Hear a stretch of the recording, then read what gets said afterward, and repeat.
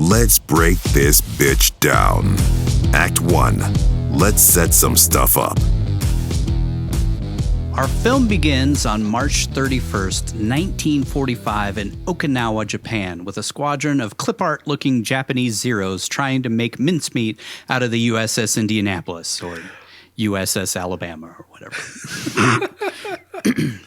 Our hero, Nicolas Cage, or the actual hero he's playing, Captain Charles McVeigh, gives orders to fire on the Zeros, and one crashes into the bow of the ship as some of those eagles from Birdemic hover overhead. It's the same sound effect, too. They have the dive bomb from the same free audio pack. Royalty-free sound effects. Oh, shit. We cut to a film room filled with Philip Morris poster children smoking like it's going out of style while watching film from the attack on Pearl Harbor, which happened 4 years prior to this. They're like talking about how like, oh, Japanese made us look like fools, and Pearl Harbor is this redneck general, congressman, general, CIA guy, generic G-man. That would have been the U.S.S. at that time. Some general says the American people want the war to end since it's getting a bit old, And some guy says, Jesus, are you talking about the atomic bomb? Even though he probably would have had no idea that the bomb exists, since that was a highly classified project that they didn't know would even work until days before it was dropped. We all saw Oppenheimer. So there's that. The general says it would send a message loud and clear if they drop it on Hiroshima, even though that's not where they originally planned to drop the bomb. You know what? Maybe it's best to just not point out historical inaccuracies in this film, since we're 20 seconds into it and the first lines of dialogue already, it's pretty clear that they fact-checked this thing like a boomer posting anti-vaccine posts on Facebook.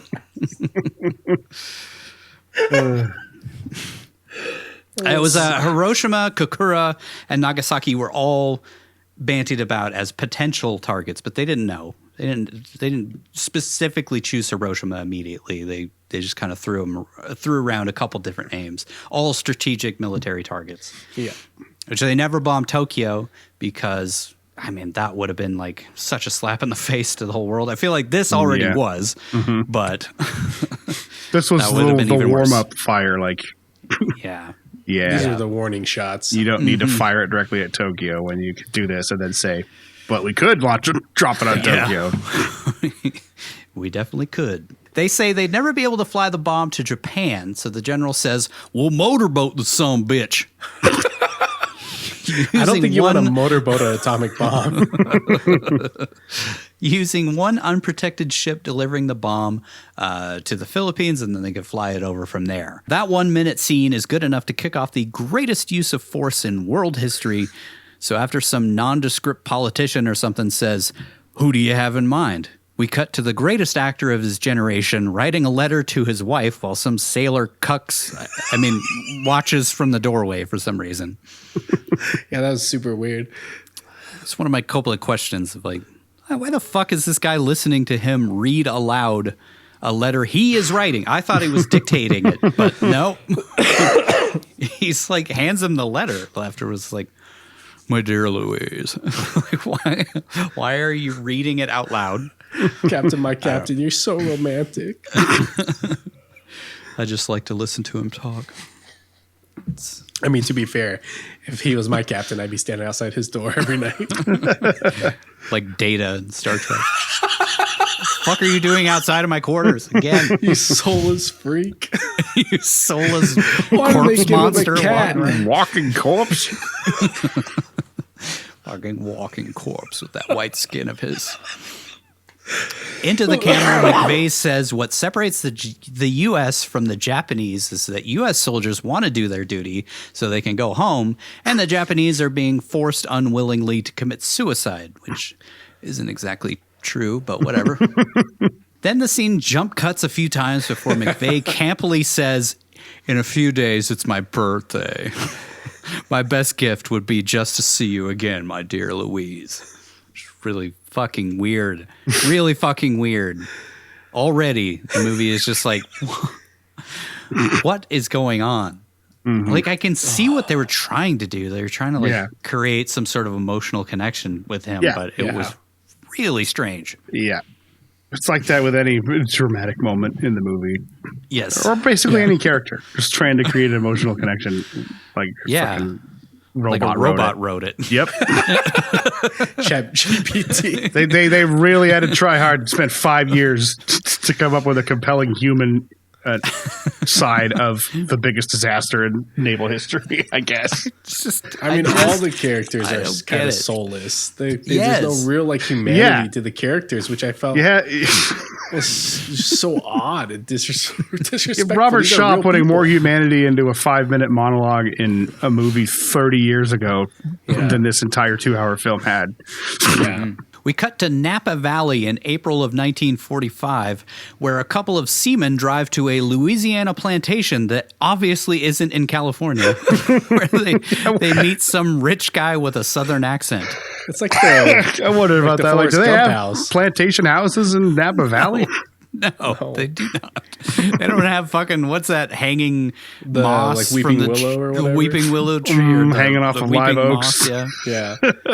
The one time you could have just said it was in New Orleans in a Nicolas Cage movie to make well, it they make had sense. to be accurate about this part, apparently. Kind of accurate.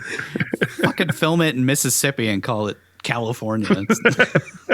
One guy, Mike, has a super forced New York accent that pretty much disappears after this scene and is obnoxious as all hell from the jump, while his buddy Bama is escorted to a room full of Illuminati members or something. Quick fact, this is amazing. Doesn't help the performance in any way whatsoever, but Matt Lanter, who plays Bama, his grandfather was a survivor of the USS Indianapolis. No way. Wow. Only 317 people survived that. And somehow his grandchild was in the movie. Wow. later on. And they said they didn't know while they were putting it together that he was a survivor.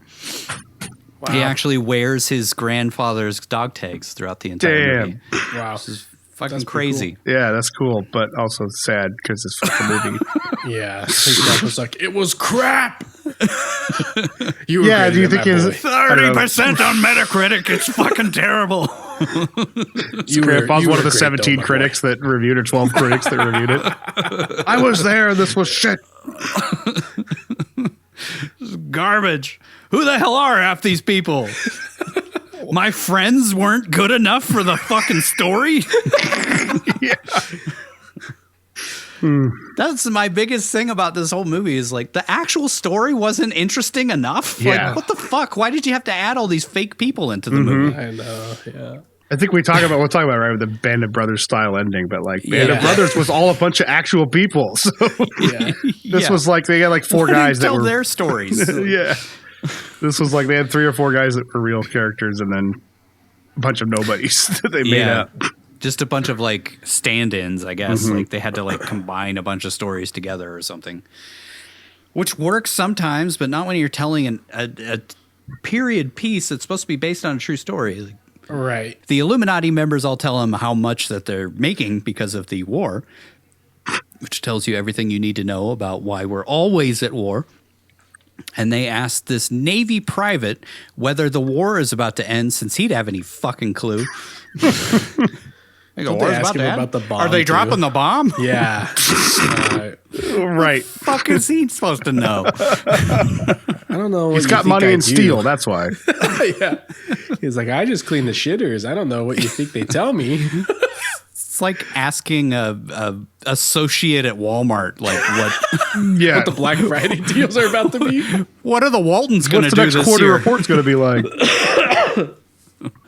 I don't know, man. I don't know, but thank you for shopping at Walmart. I'm just trying not to kill myself, okay? Upstairs, we see a bunch of hot girls dancing with that Mike douche, and Bama watches as his crush gets all moist from Mike from New York for what feels like 15 fucking minutes. It just goes on and on. They had to be like Pearl Harbor, right? It's the 40s. We get it. Pearl Harbor. It's the 40s. That's what I was like. Oh, okay, they're trying to do a Pearl Harbor thing. Yep. I vaguely remember a love triangle in Pearl Harbor, right? Why? Yeah. Why would you take inspiration from that film? I don't know. I mean, I think it was ahead of its time. We cut to the Indianapolis docked in San Francisco a few months later, where we see Tom Sizemore's character, McHorder, yelling over the bow at his men who are busily fixing the damage caused by the Zero in the first scene. I'm guessing McHorder was like a real person. When they use like a real specific name, it feels like. I don't know. I'm going to look it up while you keep reading, because I feel like if he is, that's bad and shitty.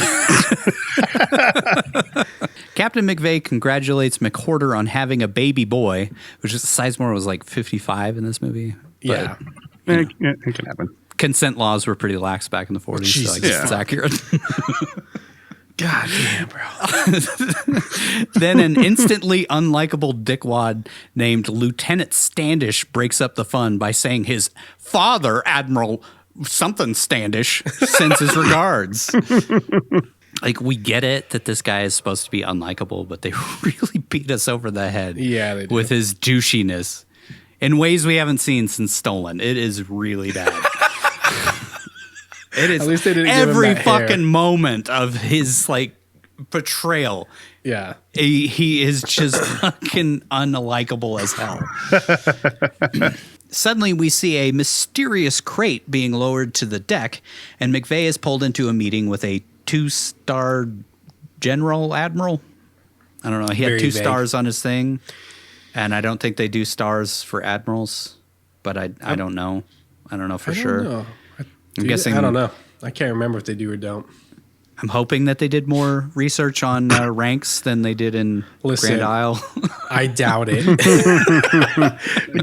What makes you think that? Fucked up the accuracy in the first 10 minutes. So they really just didn't give a shit. Based on what I'm seeing, I don't think McWhorter was a real person. Okay. So we can talk all the shit we want about him. Yeah. Just make up the whole fucking cast of a real fucking thing that happened. Mm-hmm. What the hell? Anyways, the admiral tells him that President Truman has enlisted McVeigh to complete a top secret mission while some guy welds a little metal box to the floor.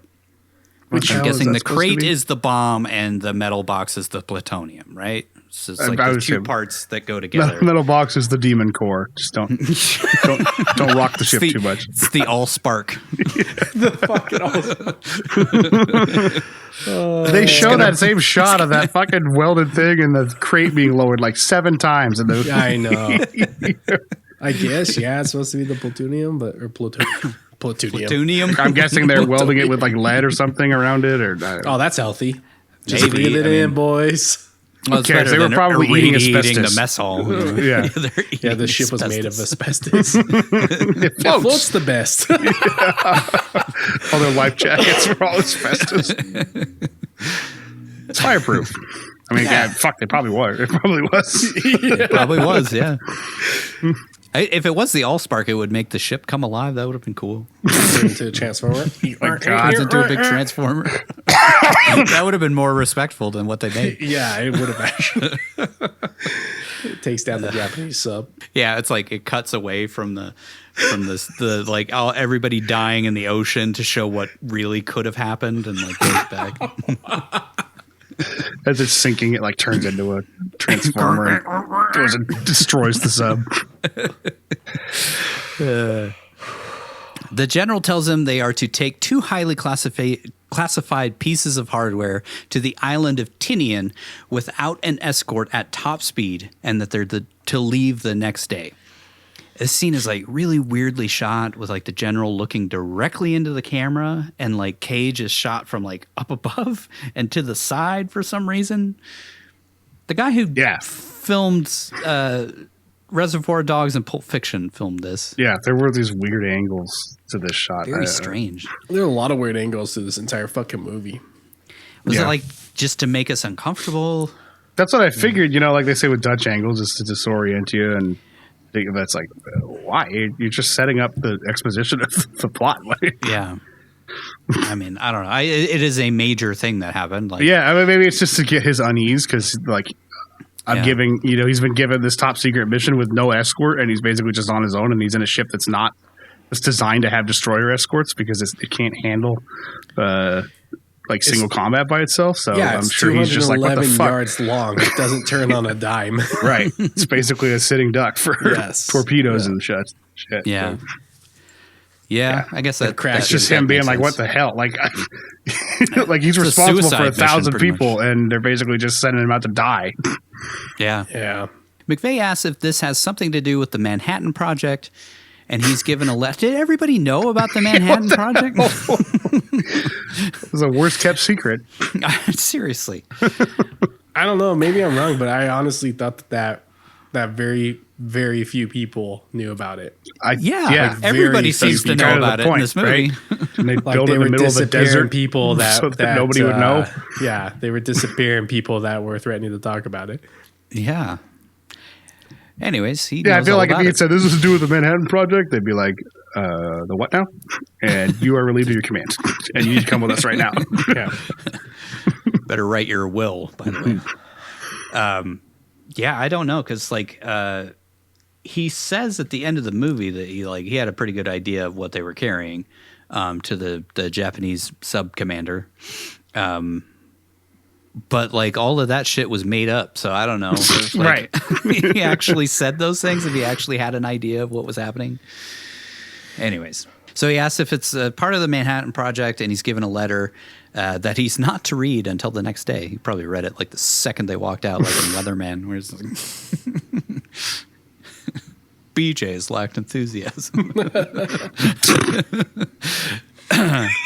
Surprised the other guy at the table didn't say execute with extreme prejudice.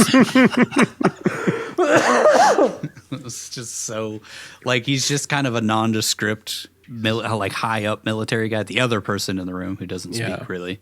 But I feel like it's exactly like that scene in Apocalypse Now. Oh God, could we watch that instead? I wish. Yeah, we need a Coppola palate cleanser. Yeah.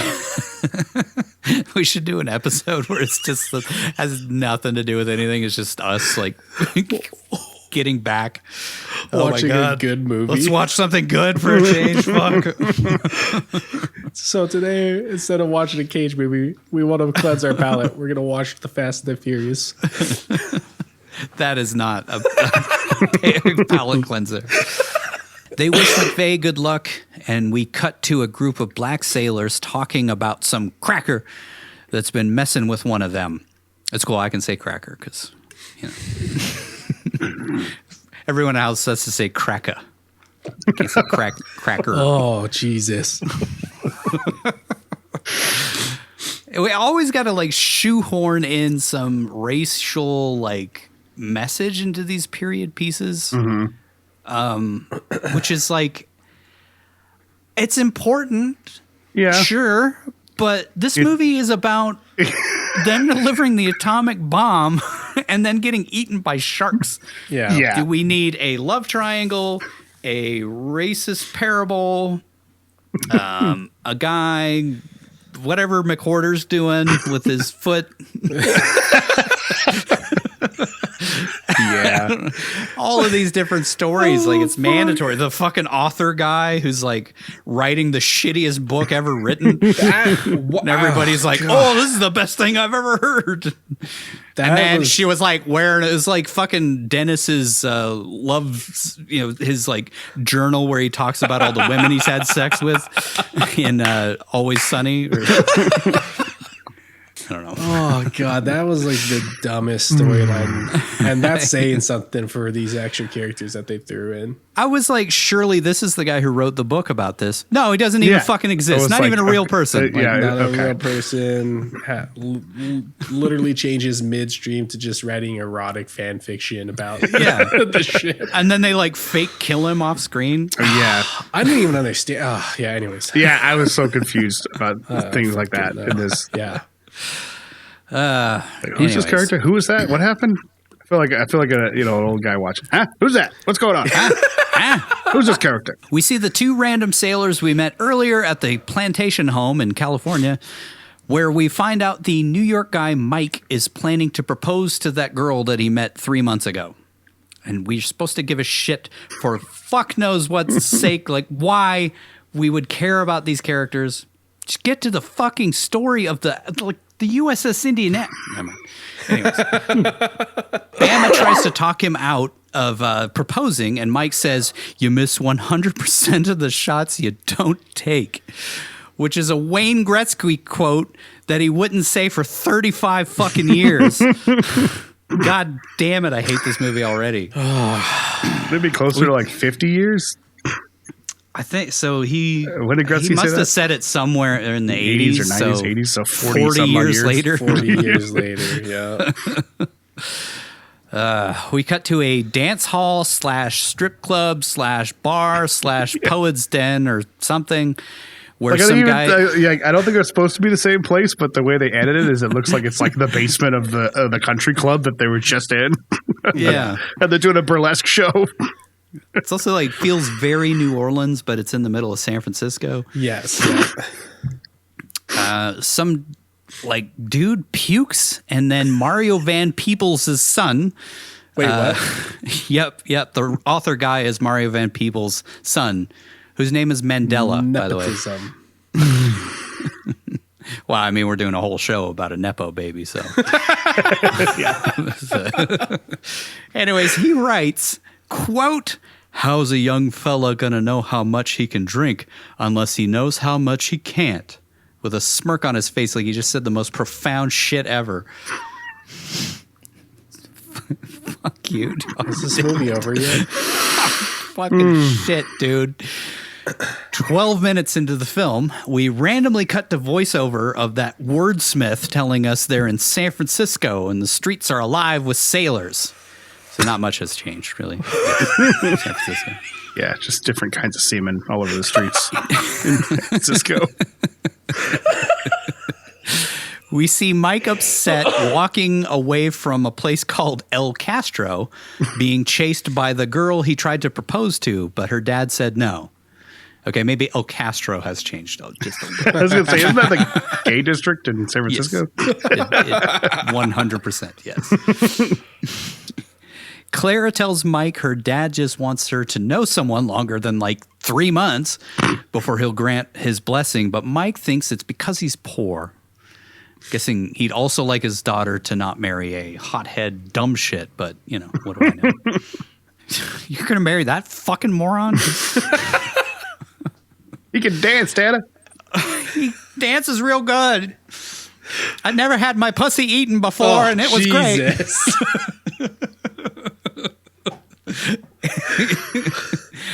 He's got that accent.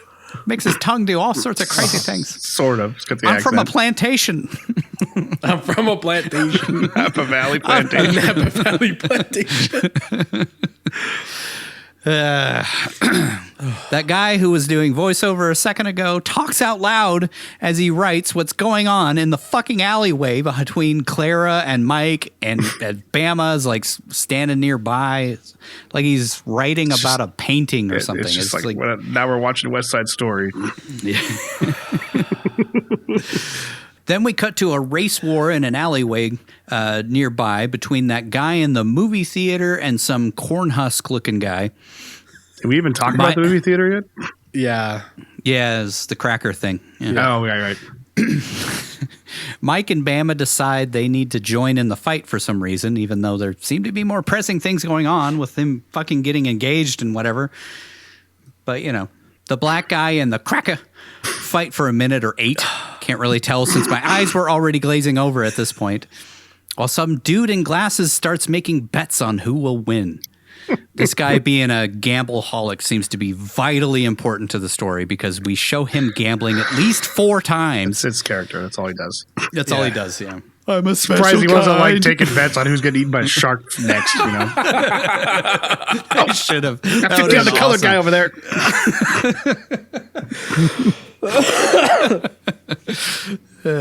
His His words, not mine. was a time. It was a time. Alabama. Time back then. Alabama. Mike starts punching a dude for no reason, obviously a sign of Clara's future, before dropping the engagement ring, which is immediately stolen by that guy with the glasses, the gamble guy. Gamble guy. Some MPs show up and break up the fight, and some random dude says they're shipping out. Things just happen in this movie. It's just that's just life, man. Things just happen in life, man. Clara's dad pulls up and she tells Mike whatever happens between them is up to them and not her father's choice. He tries to give her the ring but can't find it. Yada, yada, yada. They never see each other again. Fucking cares. Jesus Christ. She was saved a lifetime of unprompted rage outbursts and accidentally falling down the stairs is what I surmise. We cut to the deck of the Indianapolis the next day where we see Cage doing that same military accent that he used in Dying of the Light. That's like his go-to. You need me. You are worthless. He tells the entire crew in full regalia that they are worthless without him, and without them, he is worthless. So they need to work together. Somehow they can all hear them. All hear what he's saying. 2 football fields long. Well, clearly they're all standing right in front of him. It's true. Yeah. He's facing away from them for most of it. Yeah. Yeah, he's looking the opposite way. He's looking at the camera. Yeah. We see the ship, or at least a crappy CGI rendering of it, sail out of San Francisco, and again we cut to voiceover, this time from McVeigh, who sleepily explains that their ship is basically a sitting duck for the enemy submarines when they don't have an escort, and none of the crew have any idea of the danger that they're in, because they can't fire below. They don't have anything. They don't have any way of, like, going after these submarines, and it's a huge ship, so they can't avoid the torpedoes and the kitons.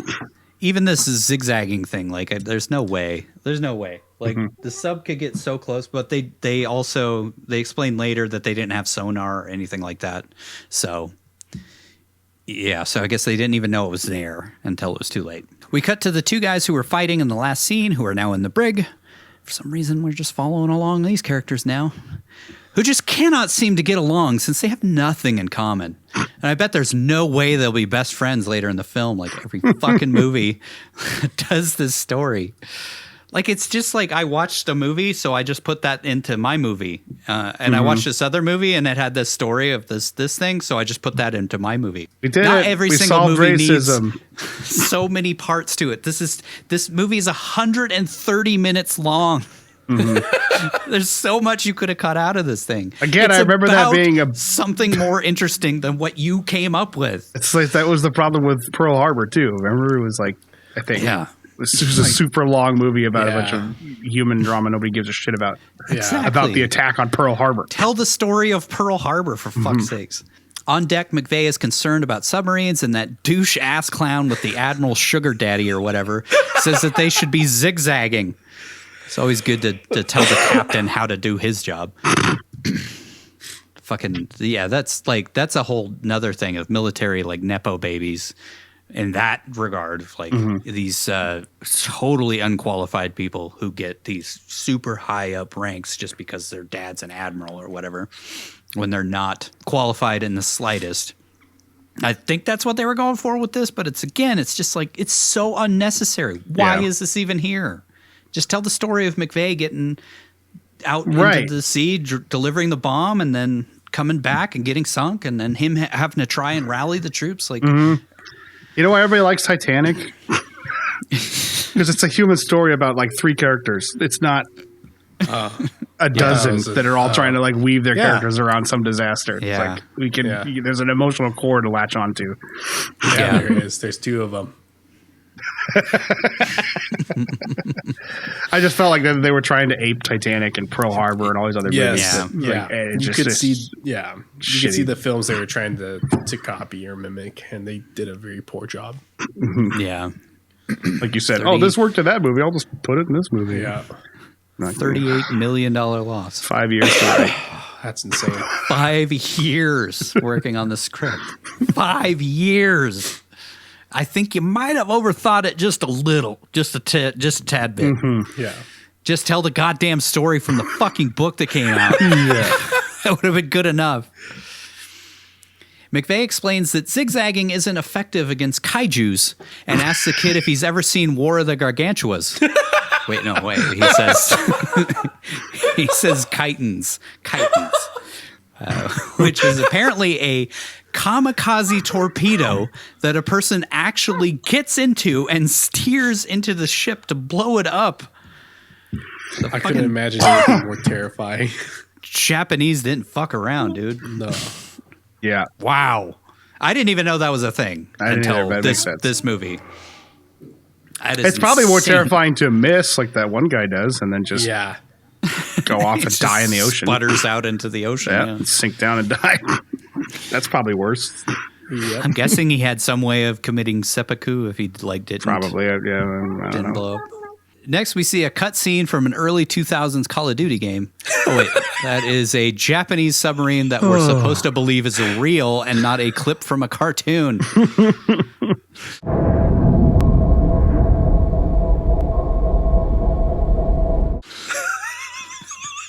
Can't wait to see how they did on the sharks, huh? Oh, God. Fucking A.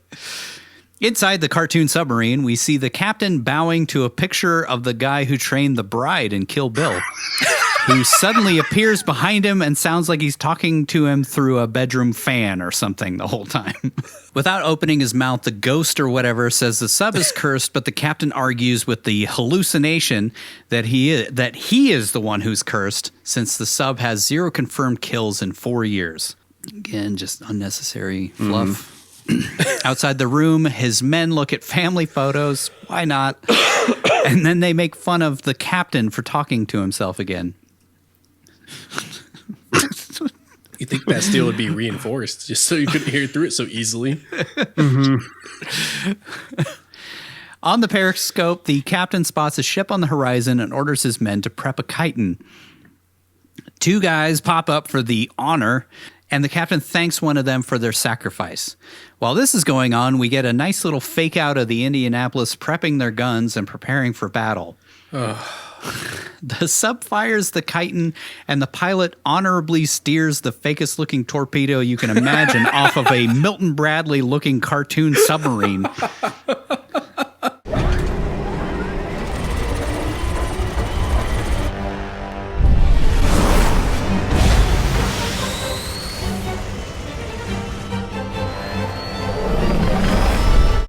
And then I guess misses the merchant ship or whatever. Yeah. They also say later on that like another ship was sunk right before the Indianapolis in this exact same waterway. Yeah. Or whatever. Yeah, 4 days So they knew it was being patrolled by subs. Yeah. So this isn't that ship. This is a different ship. Yeah. And not the same sub. That sub didn't sink that other ship. Yeah. So there's multiple Hey, at least subs. he died honorably or whatever the hell they believe. Yeah. We cut back to the Indianapolis performing drills, firing their loud as fuck guns while trying to be as stealthy and undetectable as possible for some goddamn reason. Literally makes no tactical sense other than we needed that moment to make us think that the fucking Indianapolis was like getting ready for the sub. I don't know, like the torpedoes coming in or they spotted the sub or something. Back on the sub, the captain cries over sending a man to die for no reason, but I'm sure his imaginary grandpa dad or whatever will comfort him with some fun schizophrenic ramblings in his head or whatever. We see the guy who was awkwardly writing down everything. It's so hard to fucking... there's so many characters that don't make a difference in the fucking story whatsoever. Like having to like tell like who it is each time. Yeah. Because like half of them don't even have fucking names until like later on in the film. Until later, until like the third act. Until characters start shouting on the names, and you're like, who? What? Who are you talking about? Theodore, the chipmunk. We see the guy who was awkwardly writing down everything he saw in the street earlier, delivering some pie to the bridge, but some Chris Tucker wannabe asks which piece of pie is Standish's. It's the over the top hateable douche zigzag guy. First mate and he or hocks a loogie into it and puts Tabasco in his coffee. Seems like a swell guy. It's like, wait. He's not going to notice fucking Tabasco in his coffee. I don't. Like, he notices immediately. Yeah, right. And it's obvious that would put you in the brig. So like, what the fuck is the point of this whole scene other than to get one of the greatest show that they hate this guy the whole movie? But everybody hates the guy. You gotta. We get it. We understand that. You don't have to beat us over the head already. God damn. McVeigh is super nice and asks Theodore what he puts in his delicious pie, which is the same thing I said on my honeymoon. God damn it. To which he says, "That's classified, sir," which is what my wife said. Well, Standish the asshole, calls the other guy giving him the spit pie an imbecile. Imbecile. Yeah, I guess we're just to show that they like the captain and they don't like the first mate. Yeah. Whatever it is. Yeah, it's the whole, like, it goes back to what he says later about respect. Yeah, better be respected than feared. Yeah. Really beating us over the head with the fact that this guy's an absolute shit stain. We see the gambler guy who stole the engagement ring earlier calculating up how much money he owes to all the guys he blew or gambled with or whatever. And we can tell that he's semi-reluctantly decided to keep the ring, but not really. He's like, "How much are you worth? $800, I hope."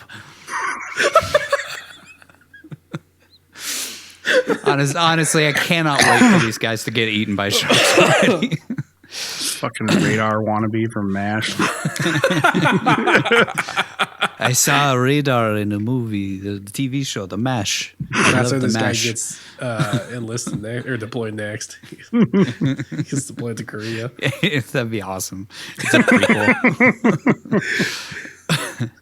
We cut to a weird little montage of random sailors trying to figure out what their mission is and what they're carrying, and along with a stupid-ass scene of a sailor asking a guy why he joined the Marines, to which he says, "To kill people." I forgot about that. It wasn't followed by some music from a Bugs Bunny cartoon or something right after.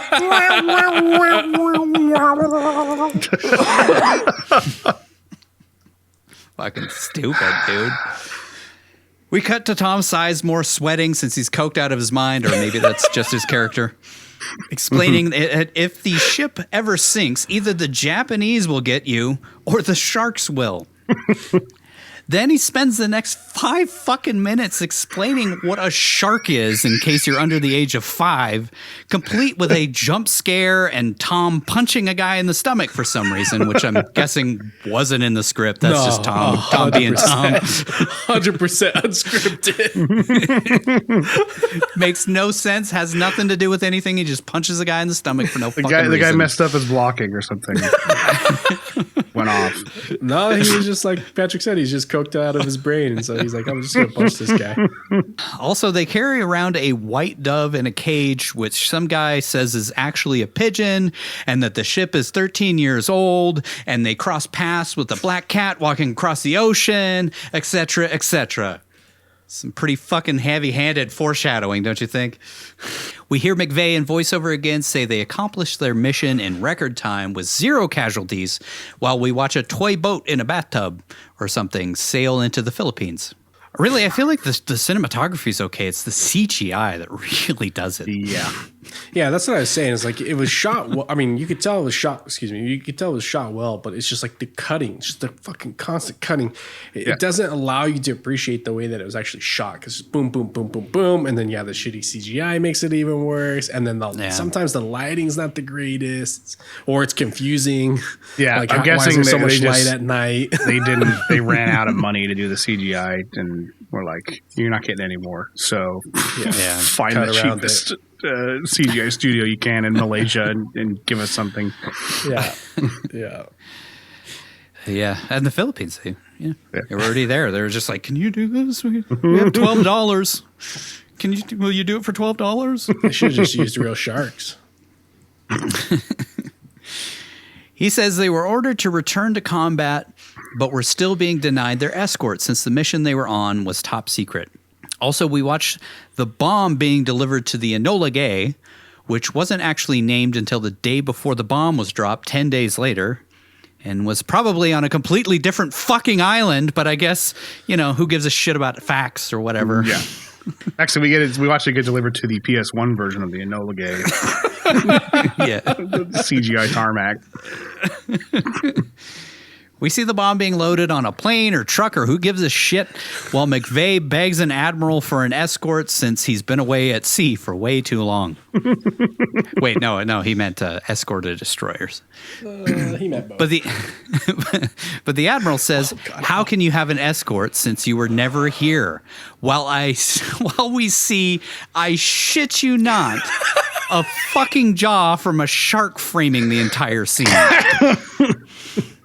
Colonoscopies are more subtle than this fucking movie. They beat you over the head with the foreshadowing from the stupid 20-minute conversation about sharks to then it being repeated again by the stupid guys to that's like the cherry on top. So dumb, dude. On the ship, the men eat birthday cake for a guy celebrating his last mission. Fuck that guy. 2 days That from one retirement. guy. It was his last mission. It was, yeah. And that guy, Bama, who we're supposed to remember or care about, makes fun of the dickwad Standish dude who happens to walk in right in the middle of it. So glad that we have this personal connection with these people who don't exist. Really feel like it added so much. Yeah.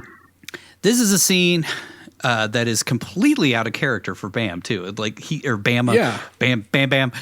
He is so different in this scene than any other scene. Yep. He's like the center of attention and gregarious and jumping around and making goofy I don't know. Reminded me of been Mike. Channing Tatum or something. Yeah, it should have been his buddy. It should have been Mike. I thought it was his buddy at first because you could hardly kind of see what the fuck's going on. I couldn't even remember who Yeah. it was. Yeah. So I didn't even notice it was out of character because I couldn't tell what fucking character it was. Plus, all these dudes just look the same anyways. Yeah. You know how sailors all look alike. Standish busts them for drinking, and then Mike takes the fall for Bama since he's a stand-up guy or whatever the fuck we're supposed to get. Did they just switch the characters and they forgot? They're like, oh, I think shit. so, Oh, yeah. no, it was supposed to be that guy. It's too late. But Standish then gives half the crew mess hall duty for enjoying life or whatever the fuck. I hope Mario Van Peebles just suddenly shows up in the film and then he gets eaten by a shark in the first fucking scene. I hope the shark pulls him so deep into the water that he almost runs out of breath, but then the shark releases him just in time for him to surface too quickly and he gets the bends, and then the shark eats him. Oh my God.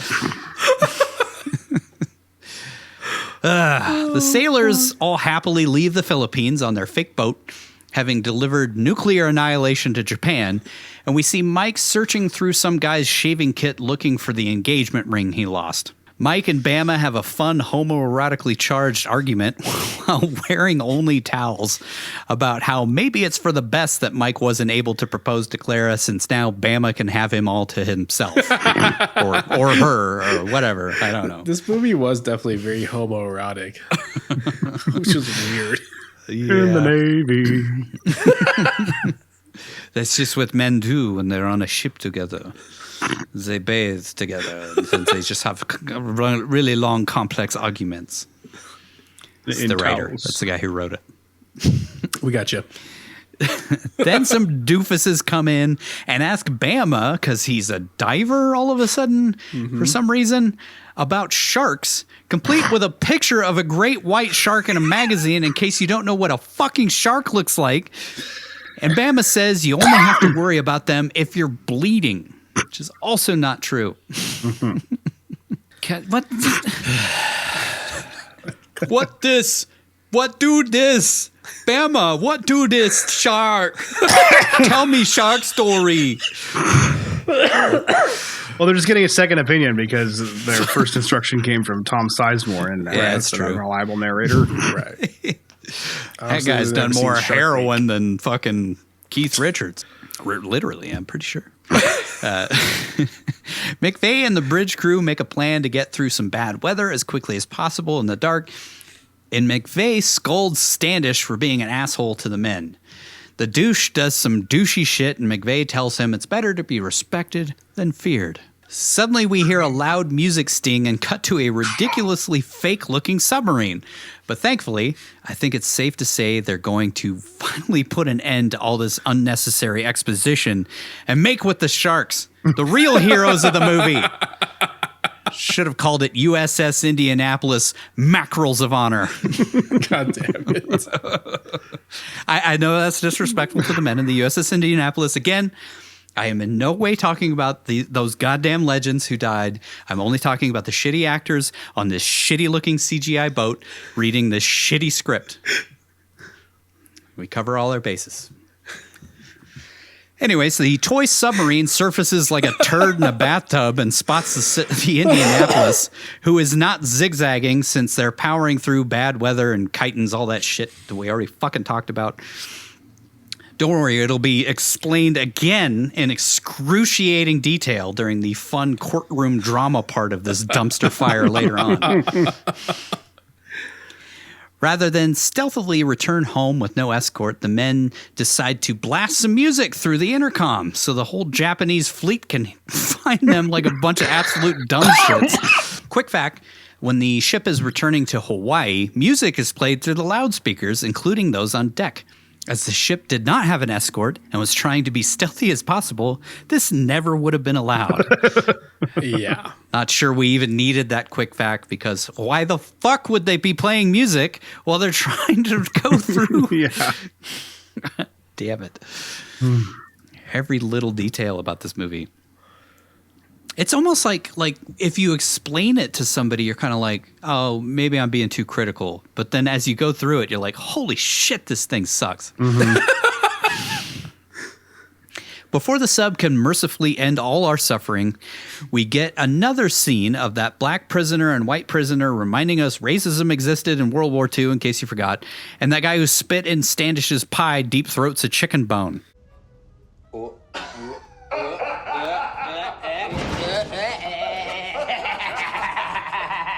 Suck that bone like you've done that before. Why not? Why not? On the sub, the captain decides not to risk sending another chitin and instead opts for a regular torpedo, and we see a scene of the chaos on the sub guest directed by a monkey with a GoPro strapped to his head for some reason.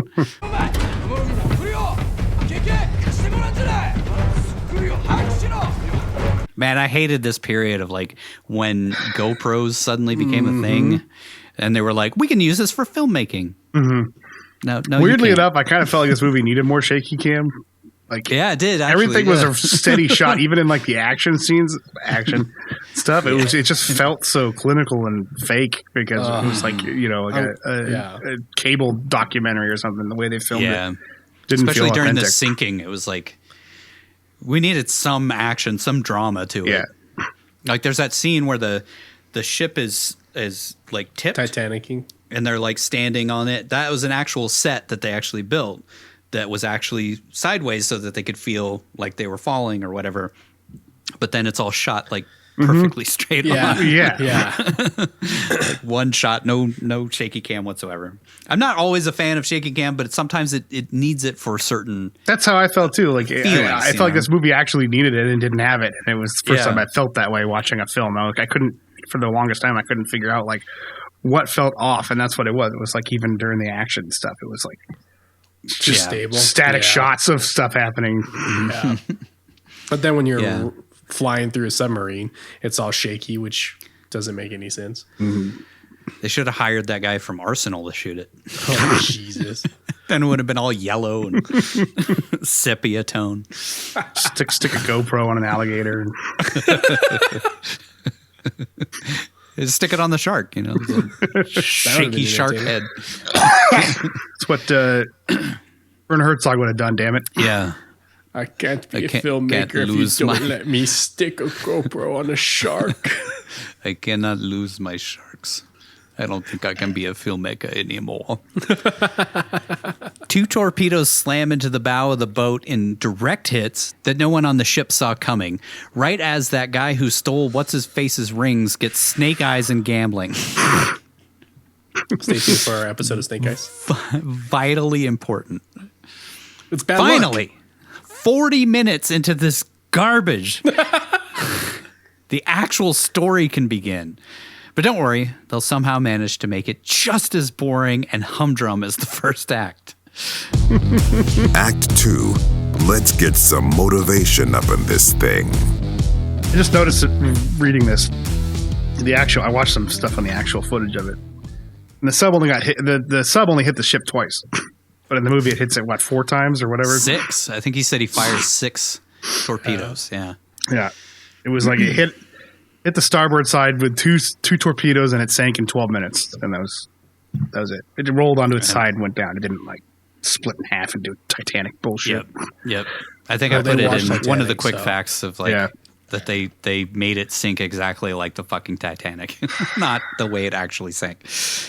Ironically enough, I just read that Bernard Holt died. So the guy who played the captain in Titanic and Theoden. I just read that he died. So we'll honor him with this crap. We'll honor him the way the filmmakers honored the men of the USS Indianapolis. The sub scores 2 more direct hits, which absolutely obliterate the model the filmmakers bought at Toys R Us, and chaos ensues. Some guy gets some CGI fake fire on his arm, and it looks really stupid and goofy, and Standish panics about the engines not being shut down. Some other guys actually catch on fire, so I'm not sure why they had the one guy have CGI fire on him. McVeigh congratulates the sailor for getting a distress call out in time. I'm sure that'll save all their bacon. And Mike burns his hand on a door that has no fire whatsoever behind it. He just opens the door 2 seconds later. There's no fire. They're like, don't touch it. Yeah. I didn't understand that. And they're all coughing, and there's no smoke whatsoever in the room that they're in. Maybe they're expecting it all to be CGI'd. Yeah. A station in the Philippines receives the Indianapolis distress call, but a guy screams that they can't help unless they have confirmed the position, since it could be a Japanese trap. McVeigh calls for the men to abandon ship, and while this is going on, we see the ship's chaplain stumble through water and almost trip on a National Geographic with a shark on the cover. Just fuck off. I don't know if it's an actual National Geographic. I thought it said National Geography or something. They couldn't get the rights to do a National Geographic. I feel like I've read somewhere that they accidentally misspelled Geographic on the thing. Check that shot while you're checking this because I swear to God, I didn't want to rewind it because I didn't care, but I thought it said National Geography or something, and I thought they were just doing a fake. I'll get a good shot of that bad boy.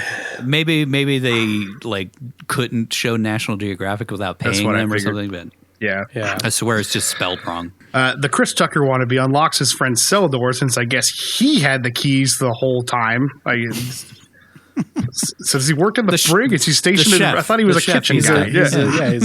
He's a cook in the kitchen. He's got the keys to the prison. Whatever.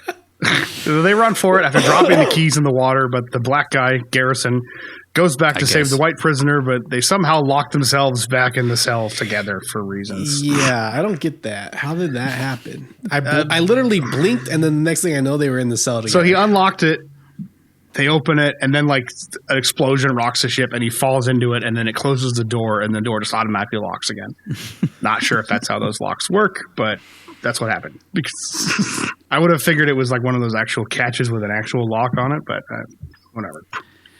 Now they're locked in together. How romantic. The ship splits in two at the exact spot of their cell, I guess, and they swim free. Oh my God. It's oh my God, we're going to drown. And then the ship breaks, and then they're just out. They're just in open water. It just cuts to them.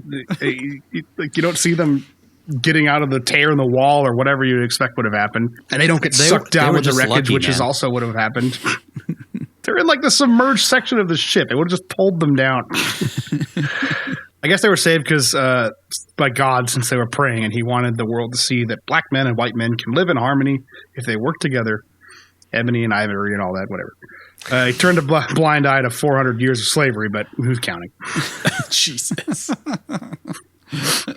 We see hundreds of men panicking in the water watching their ship sink, and in a bizarre, horrible CGI jump cut, McVeigh is blown off the ship by an explosion into the water. Go! Go, jump! Jump!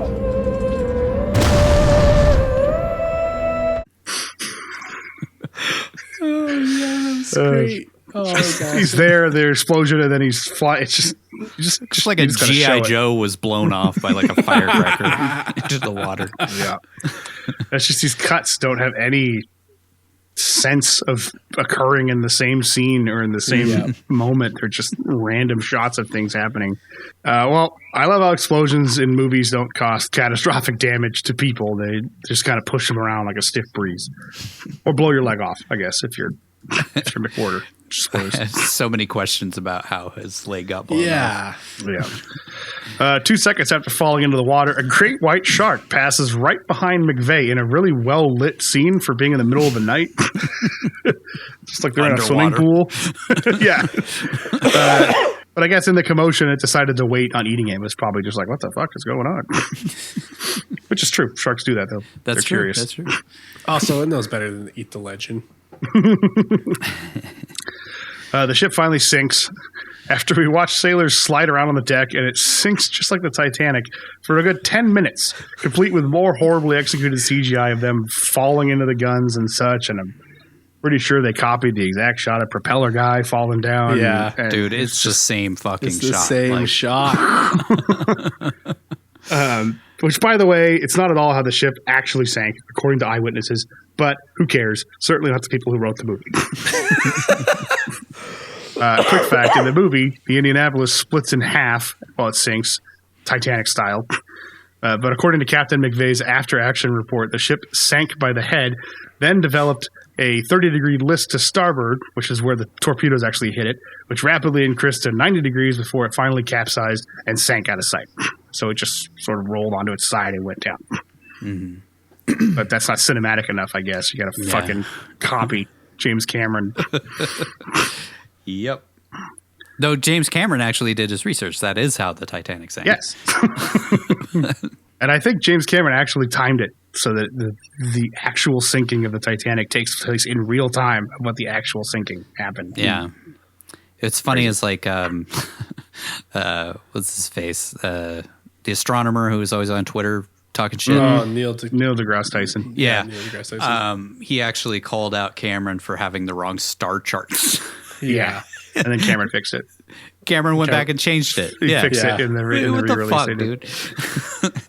Honestly, that's level of accuracy, or there's this.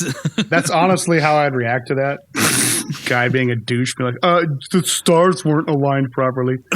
Fuck it, I'm James Cameron. Here. Fuck off, dude. I'll spend $50 million and re-edit the thing just to fuck you over. Well, McVeigh finds a life raft and starts screaming out for his men, but I guess somehow the explosion blew him 10 miles away because there's no one even within earshot. He's just completely silent, alone. Then we see the captain of the sub listening to the screams of the men on the surface while trying not to sob, I think. Quick fact, in reality, the Japanese submarine I-58 that sunk the USS Indianapolis did not hang around to observe the survivors, which would have been a pointless risk and a dangerous waste of time, but confirmed the sinking, then surfaced and departed the area at full speed. Also, why I think it only used 2 torpedoes. You don't need to fire half a dozen of them to take out a ship when you could just do it in 2. Yep. They cost a couple bucks. Like, the Japanese are going to come get us. And like, why? Why would they care? Like, you sank the ship. They're not going to come waste resources. I mean, maybe they did. I don't know. I feel like that's not what you do in wartime. You sink the ship and you move on. Yeah. We were at war. We were enemies. Why the fuck would you try and help people you were trying to kill? Yeah. I'm really worried about it. Like, are they going to make him try to actually rescue the survivors? I know. I was like, inaccurate. I know. I was like, they've already taken liberties. Are they going to try to say that this dude went and rescued some of them? They do say that he called in a distress call later on in the film. Yeah, they said that they overheard him confirming the strike on the ship. Not that he called in a distress call, but they heard him. Confirm they intercepted his transmission. His communication. So gotcha. Dawn breaks and we see a couple sailors floating before one of them's pulled under by a shark. Then a couple guys get attacked on a broken piece of deck board or a door or whatever was at the end of Titanic. We cut to see that there are several spread out groups, including one with Standish, who steals some dead guy's wallet, spits in his dead mouth, phones his wife up to call her a bitch, and then pushes the dead guy out of his lifeboat so that no one else is allowed in since he's an officer. But yeah, the subtlety goes a really long way. You don't have to make him the biggest piece of shit ever to live in order for us to not like him. We get it. He's a jerk. He's a jerk. I got it. Just beating us over the head with a 2x4 of how shitty this guy is. God. Surprised the director didn't try to get Billy Zane to come play the character. I love that. What do you mean he's not interested? I'm tired of being the bad guy. Standish yells for all able-bodied men to get out of the raft so that the injured men and the officers can get in them instead, and to bring all the remaining provisions over to him.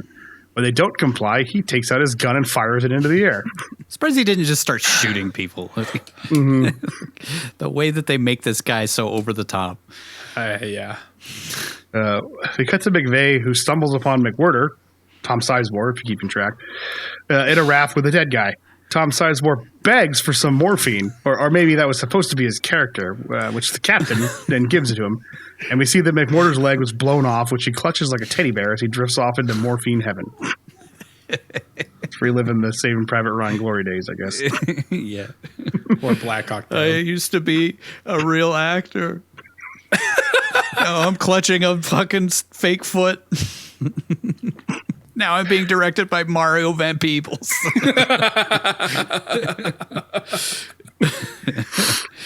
We see a Windows 95 screensaver of a plane. It's supposed to be a real plane flying over the crash site. McVeigh fires a flare, but I guess Thomas Jane's character, Lieutenant Marks, was too busy telling his co-pilot how different the ending of The Mist was to the book, so he didn't see it.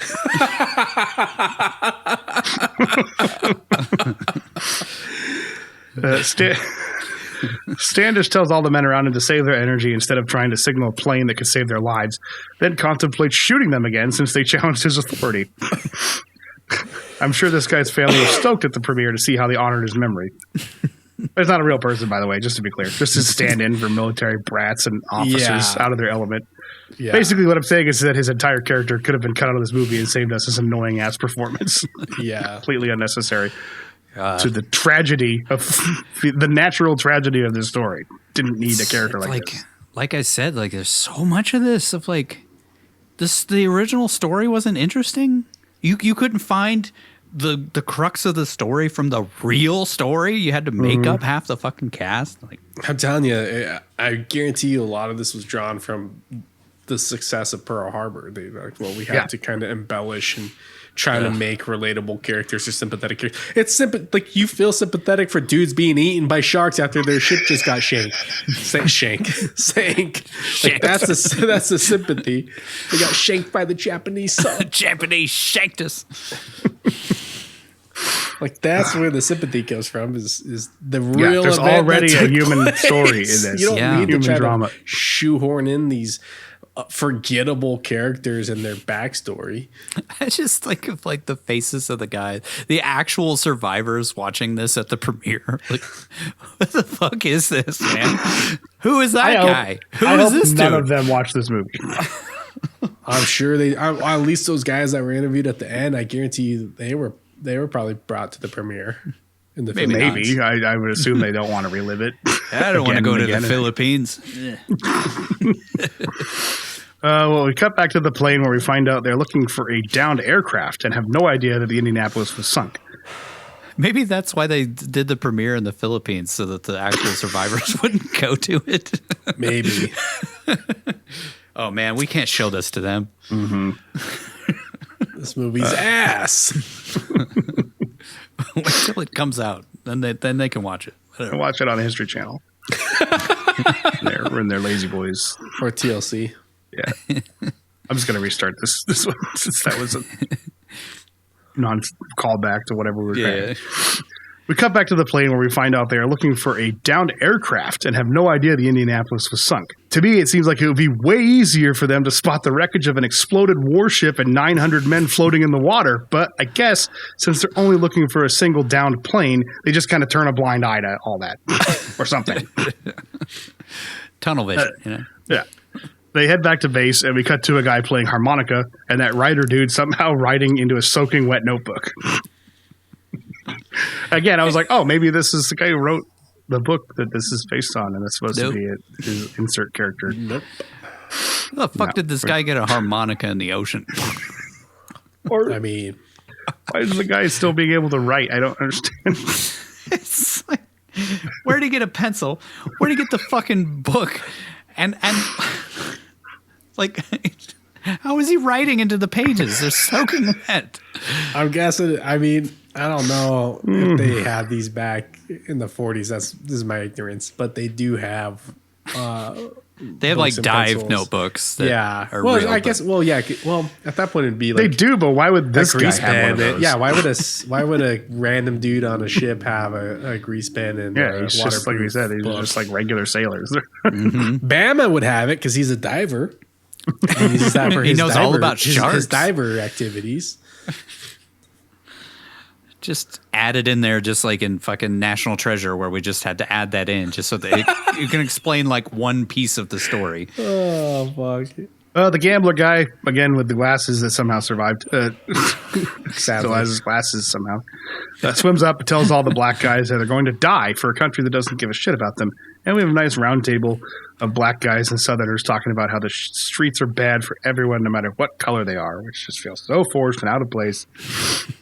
But I guess they all bond over women or whatever. I don't know. Yeah. They talk about how fine women are or something. You know. It's just like, why? Why is this even in here? Like, there's so much stuff. They're Just being cut eaten that alive by out. sharks. Why would they be talking about all this? I just watched my buddy get his head shoot off by a shark. But, you know, things are bad all over, guys. Yeah. You know, the streets of Mobile, Alabama are just as tough as Detroit. There's sharks on those streets too. Thankfully, that conversation is cut short by a feeding frenzy from the sharks, who pick off a couple of dudes as Standish screams at everyone since we couldn't go 2 minutes without listening to his stupid voice. And meanwhile, a PlayStation 2 sub sends a message to Japan about the sinking. The chaplain swims around the bodies of the men in the water and gives them last rites before being surrounded by the godless demon sharks who spare his life because of Jesus or something. While this is going on, the writer guy swims halfway across the ocean and bumps into McVeigh and McWhirter, who are cooking up McHorder's left foot.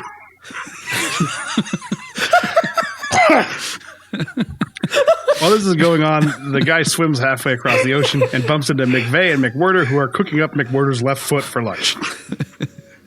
Like, I'm having some. It's better than Toes are spam. delicious. Better than spam. Just kidding, I love spam. By the way, the thing with the chaplain, I think that actually happened because they actually talk about the chaplain at the end of the movie, and I think they were trying to show how brave he was, and they're trying to get him the Navy Cross posthumously. You know, now since they got McVeigh cleared of all charges, spoilers. Now they want to get that chaplain the Navy Cross. Yeah. Just give it to all of them. Like, what's Yeah, the just point? give it to all of them. Hold on. Jesus Christ. Fucking, what else do you need to do? Theodore tells McVeigh where the other group is while Tom Sizemore begs for more morphine. I'm guessing that was in his contract. McVeigh jumps into another lifeboat to try and find other men, leaving Theodore to distract McWhirter from having a blown-off foot, which he does by reading from his magic book that doesn't seem to get wet. Why didn't they all go? Like, I don't understand why he had to jump into a smaller raft to paddle away when they could just paddle away in the bigger raft. Think about the amount of energy it would take to carry Tom Sizemore's fat ass around the ocean. No, honestly, I mean, it'd be more efficient for him just to go by himself and then tow people back. I just felt like they should stay together because that's... I do. How talk would he about ever the ones find that him were- again? Yeah. Yeah, and the ones that are all on rafts were the ones that generally stayed a little safer because the sharks would pick off the loners that were out in the water. So you feel like try to consolidate as much as possible and stay together because, like you said, current's going to blow people around and move them around. They're not going to be able to find each other I thought again. that was a little weird too, but I guess, I mean, in his logic is that it's easier for him, to go by himself and bring people back, and apparently it works because eventually he has like a whole crew of people with him. Yeah. Before he somehow manages to make contact with the other large group. I don't know. Yeah, what they don't said there know, was man. Group A and Group B or Group whatever. A, Group B, Yeah. and then Nicolas Cage by himself until he finds Tom Sizemore. Yeah. McWhirter screams at him that he's fucking dying, so he better read him something that doesn't suck. from what I've seen, there is a single page of that book that isn't dribble. But when Theodore reads a bit about a chick in a tight red dress, McWhorter gets hard and thinks it's great. Morphine must be some good shit. Also, for some reason, Theodore's just sitting on McWhorter's injured leg this entire scene, which probably doesn't help things. trying to staunch the bleeding, you know. He's all yelling at him, get off my leg. The fuck off of me, you piece of shit. And he just keeps sitting on him, dude. Let me read you this. Some guy pukes, and how does he know how much he can drink if he doesn't drink too much? Oh my God, just fucking give me morphine. Please give me more morphine. McVeigh finds some more men and brings them back to join Theo and McWhorter. All the other guys want to know Theodore's story, which has basically devolved into a 50 Shades of Grey book at this point. They want to know how it ends. It really has. What the fuck? Does he fuck her or what? And then they fucked the end. Oh, that's awesome. Oh my God, that was hot. We again hear McVeigh in a voiceover recite a letter to his wife that I guess he wrote in the ocean or something, where he says he fears that he's let the men down, but he's trying to do little things to give them hope, like spoon feed them Spam. I fear I might have let the men down. The ship sank and they're all being eaten by sharks while starving to death and dying of dehydration, so they could be a little bummed out. I think I might have let them down a little bit. We cut to Mike and Bama and the raft. Remember those crucial characters? Where Mike is talking about how cute Clara is, and Bama is still sulking about a chick, even though he's about to die in the middle of the fucking ocean. And meanwhile, some fat dude almost pukes on him, but manages to puke over the side, and a super fake-looking CGI shark bites his head off.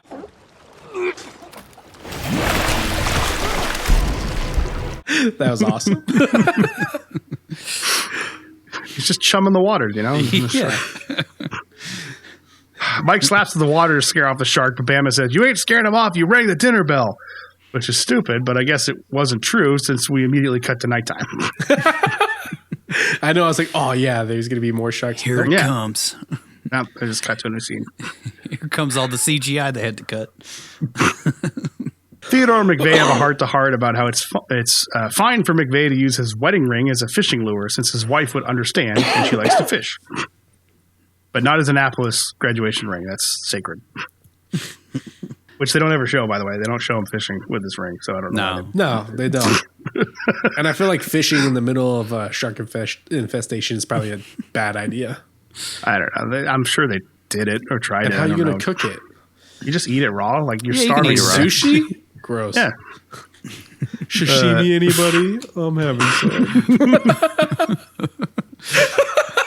Isn't it like kind of poetic that they would eat sushi after being sunk by the Japanese? Touche. This is a Japanese delicacy. This is really going to catch on one of these days. When we get back, we should all go in on a sashimi restaurant. We're still all just dumbfounded that this is the script that someone put together to tell this story. Half the characters in this movie are fake, and most of these conversations never happened. They delivered the atomic bomb, they were sunk, and had to survive 5 days at sea while being eaten by sharks, and this is the movie that you come up with. I love how we keep hammering on that. Just watch any random documentary or video about the Indianapolis, and it's much more Just read the Wikipedia drama than this. Yeah, just read the Wikipedia entry. It's more accurate than this. That's better written. Anyway, Theodore asks about McVeigh's wife and how he feels about her, but that's interrupted by Tom Sizemore incoherently screaming, which again probably wasn't in the script. McWhorter screams about not wanting to die yet because he hasn't seen his boy, and they just give him more morphine. No angels! No angels! Ah! It's just Tom Sizemore having a fucking freak out. Then he bashes out the windows of the submarine. I don't know. We cut to the Japanese sub where the captain's imaginary friend again talks to him through a bedroom fan, saying that he should just let someone know about the men on the surface since no one's come for them yet. Well, we cut to the surface where we see that McWhorter died as he lived, high on morphine. Rest in peace, Tom Sizemore.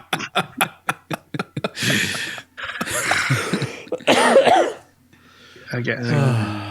Why would the Japanese sub-captain call in the sinking of an enemy ship. What are they just sitting there? Like they're just sitting there listening? They're just waiting. Well, we know that's not what really happened, but it's exactly. Because it doesn't make sense. Fucking no. I guess they talk about that there's still Japanese in the water, so maybe they're saying they're sitting there waiting for another ship to come by that they can torpedo again, but like that's not how they did it. Yeah. No, they had to tail out of there because you're going to bring an entire fleet, and that fleet is going to find you, and that fleet is going to sink you. Yeah. Mm-hmm. Well, McFay pushes McWhirter's corpse into the ocean and then sobs openly before burying it deep inside, since he's a military man in the 1940s and emotions are for girls or whatever. We cut to Standish, who screams at the remaining men around him that an island has been spotted. What? Like, this is my favorite part. What? I'm guessing this island has been spotted. I'm guessing this is based on the eyewitness reports of them hallucinating, and they said that men would see islands and try to swim off to them and then died. Yeah. I just assumed he was just trying to steal all the fucking food and then leave. No, they say that the rations are out. It's like one of the subtitles, or not subtitles, but like the little captions on the bottom. It says that the rations are depleted at this point. Okay. And so I think that's to then tell us that this guy has lost his fucking mind because he's dehydrated and starving. They said like some of the men tried to dive down to the Indianapolis to get supplies because they were like, and then drowned. Like, it's horrible. They were so. They thought they could get down desperate. there. Wow. See, what the heck did you tell that story? Floating there for 4 days. With no water, no food. Tell that part of the sharks. story. Trying to swim off to find islands, trying to swim into the Indianapolis, like the desperation. Like that story would have been so much more interesting. Yeah, I mean, it would have been sad, but obviously. But we're telling a sad story. We're not telling a happy story. This isn't some fucking story to be celebrated. This is a complete disaster. Make up some happened. Story about a guy not seeing his baby, or this dumb love triangle about two people that don't exist, and some dude writing a fucking book that is. And solving racism. God damn it. Yeah. Well, anyway, Standish says they all need to catch a current and ride to the island. That's not written. Never mind. He asks for some volunteers to join him and calls out to the prisoners, remember them, for being troublemakers, and then just takes off with all the remaining supplies and fucks off into the ocean to never be seen again in the movie. That's not true. I think that dude that was like, I promised my mama I'd make it home. I think he rose back with the dead bodies on the raft. But the officer got Standish or whatever. Yeah, Standish was dead. Oh, I thought he was dead in the raft. No, he was the one telling him to go. He was like, "We got to take all the supplies, right, and get out of here." I think he says that he was like they were all eaten by sharks or whatever. They just killed him because he's got a bunch of dead dudes hanging off the side of the raft when he comes back. Yeah, and I was like, anyway, okay. Anyways, fuck, good riddance. Good character. Well, we see Mike and Bama floating in the ocean, and Bama has a vision of Clara showing up on a raft to save them, but he wakes up. But when he wakes up, he's being held by Mike tenderly in the raft.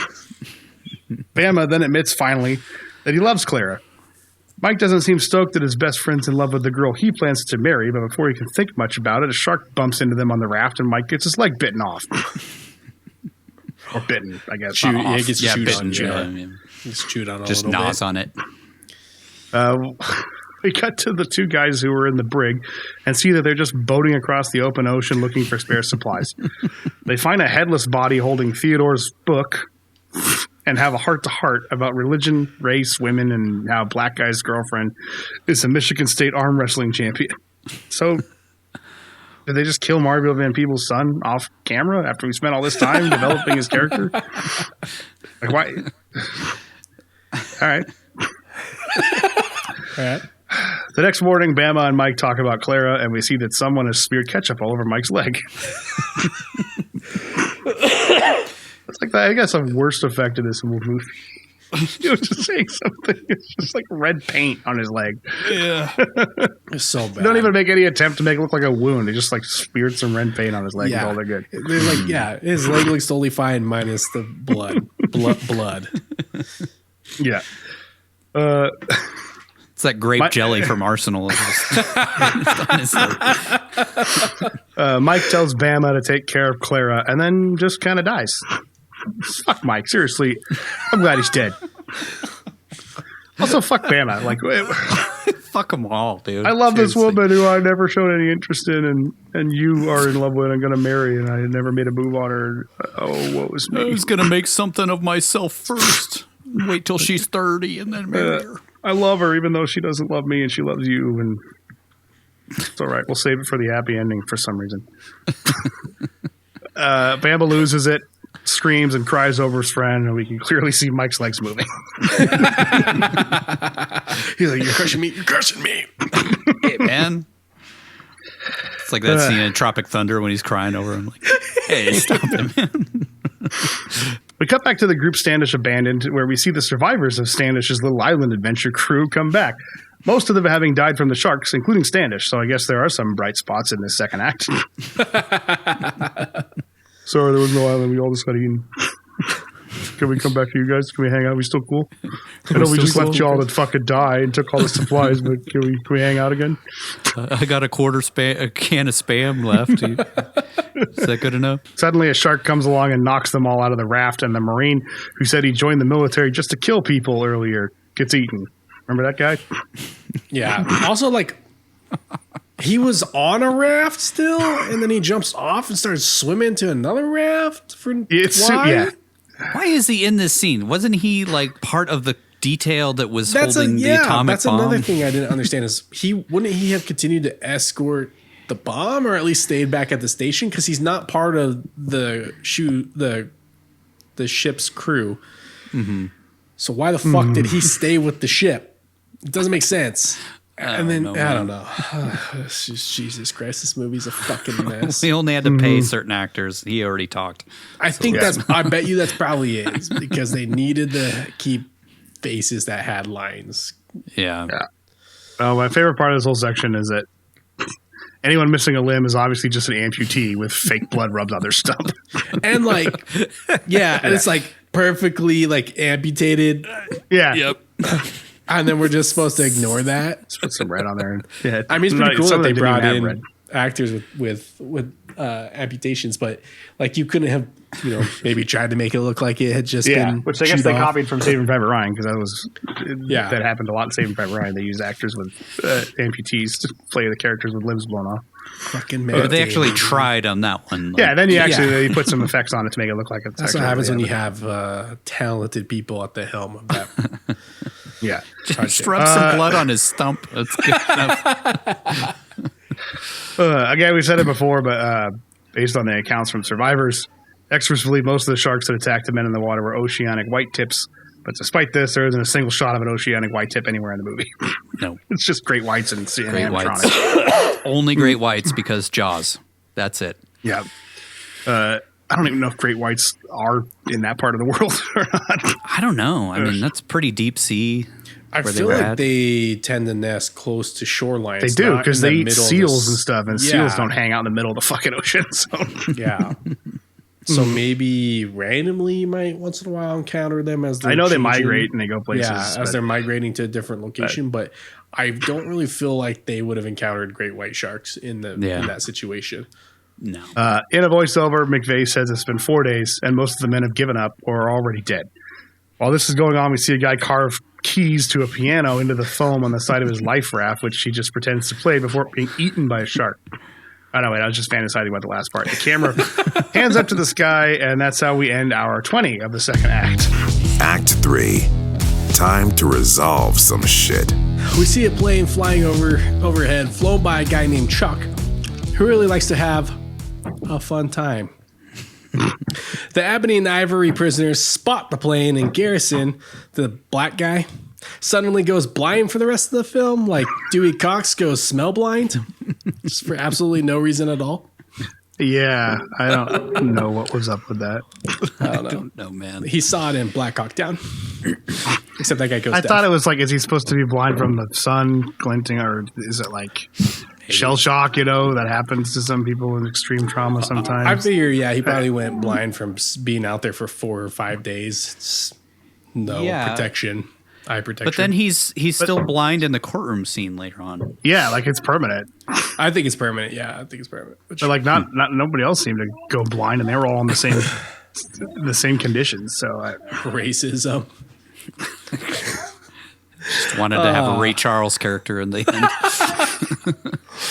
end. Anyways, one of the plane crew members spot a huge oil slick from the sunken ship, but they seem to think that the oil is from a Japanese sub and get ready to drop some bombs. Your tax dollars at work, folks. That was real. There was a bomber that was out there that spotted them. Yep. But just before the bomber can end the Indianapolis crew's suffering, they spot the lifeboats and radio it in. That same chat. Huh? What was with that guy's accent? The guy playing the pilot. Yeah, I could not figure out what the fuck he was supposed to be. Like, I think he was just trying to do an American accent. He clearly is not. Like you can't cast a random American to play this guy. Like, it was so distracting. We're above something. I think there's an oil spill on the Japanese sub. Let's circle back. Yeah, it was really weird. That same jackass who ignored the first distress call tells them to leave the men since the Japanese could still be out and about. But when Thomas Jane finds out men have been spotted in the water, he decides to take action. I love how he's just like standing in the ocean with binoculars trying to find what he thinks are a couple guys, who went down in a plane hundreds of miles away. He's just watching the horizon, He's like, that'll help. They could be out there somewhere, boys. Anyways, before abandoning the men in the water, the bomber crew drop all the supplies they have down to the men, which are just immediately eaten by the sharks like a pitfall game. Thomas Jane arrives on the scene and requests permission to land so they can help the men, but HQ tells him not to since it will cause major damage to the plane. Yada, yada, yada. He does it anyways, and we watch him do it in excruciating real time. Like, fucking seriously. We watch him land for a solid 2 minutes straight. Also, for some reason, they show us the chaplain dying right as the plane gets there, I guess for dramatic effect, or his prayers were finally answered or whatever. I don't know. That was a little weird. Yeah, I don't know what was up with that shot of the plane landing. Like, it was so long. So a behind the scenes little bit is they destroyed that fucking plane because they accidentally got it too close to shore, and then it ended up crashing on the shore, and then it ended up getting bounced around and busted apart. Awesome. So like they actually landed that plane. It looks like it's fucking CGI for the whole thing anyway, but like they actually landed the plane into the ocean just off the shore, I think in Mobile, or it might have been Philippines, I don't know. But it ended up crashing apart like in front of a bunch of spectators on the beach. They watched them fuck up this plane. It took on water and then it just started tipping into the sand, and then they like showed the aftermath, and it was just pieces of the plane on a barge. Well, that explains why they had to cut some of the budget. I'm guessing that was an original World War II plane to use. Yeah. Destroyed. They just fucking destroyed. God. Imagine the insurance payoff of that. The movie made $1.6 million. Are you guys going to be able to pay for my plane? Or sure I'm sure they lost more than that on the fucking plane. Thomas Jane and his co-pilot start bringing men on board the plane so they can sleep on the wings as night falls. And McVeigh says, "Thank you for landing," in a very cagey manner. That was pretty close, dude. It sounded just like it. They try to talk him into getting on the plane, but being the selfless leader he is, he says he'll be fine hanging out on the life raft that he made from all the dead bodies instead. Lieutenant Marks tells HQ it's the USS Indianapolis and to send everyone they got before the sharks finish the job. In narration, McVeigh says he doesn't understand what took so long, but he's happy as we see several fake boats arrive on the scene. The real story, the first boat that showed up was under the captain's own orders, like his own authority. He didn't wait for orders to do it. He heard that there was the SOS and sent his ship out there, knowing that it was in a, submarine infested waters and dangerous and stuff. They didn't care. Yeah. Was it a Navy ship? Yeah. Or was it just some No, it was a Navy ship. It was I can't remember the name of it. But yeah, the captain heard about it and immediately went over there to save him. Yeah. Just to hammer home the point that they would have fucking been saved if somebody had just answered the goddamn distress call. Yeah. Yep. And to also hammer home that the real story is more interesting than this one. Yes. Yeah. Over in Washington, D.C., the hillbilly congressman who suggested they send the bomb to Japan is alerted that the hero ship that delivered the bomb in record time got sunk 4 days ago. His informant explains that 3 SOS calls were ignored and that the Japanese even radioed in, but all that wasn't enough to send help. And by that, like the Japanese radioed in that they sunk the ship and the U.S. intercepted the communication. But don't worry, that's not good enough to send it. Huh? The hero ship that delivered the bomb in record time got sunk 4 days ago.